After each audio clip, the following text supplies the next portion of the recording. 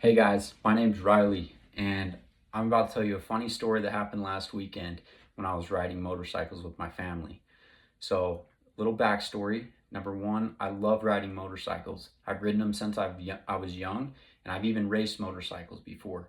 I love adrenaline. I'm an adrenaline junkie, and I'm always racing to the finish line.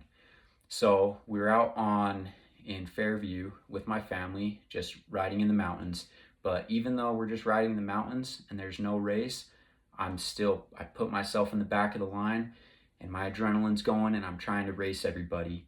So we're riding somewhere where I haven't really ridden before, and I come flying around this corner a little too fast.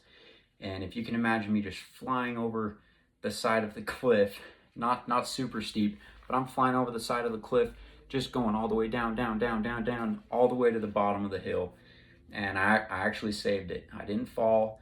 I went off the track and went all the way down, turned around, climbed the hill, got to the top, looked around. No one saw, so I'm good to go.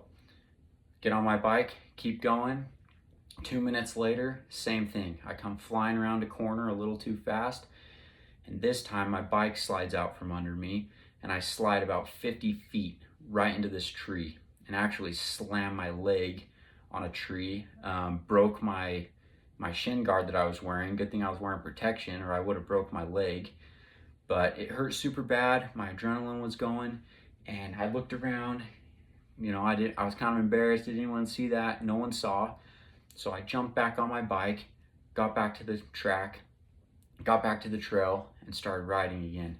And now I'm like, man, I've gone down twice. I'm way behind. I gotta catch my family. So I get on it again, get on my motorcycle, cruise, cruise, cruise, cruise, cruise, just flying as fast as I can go. Come around another corner, and what do you know? There's a huge pothole filled with mud.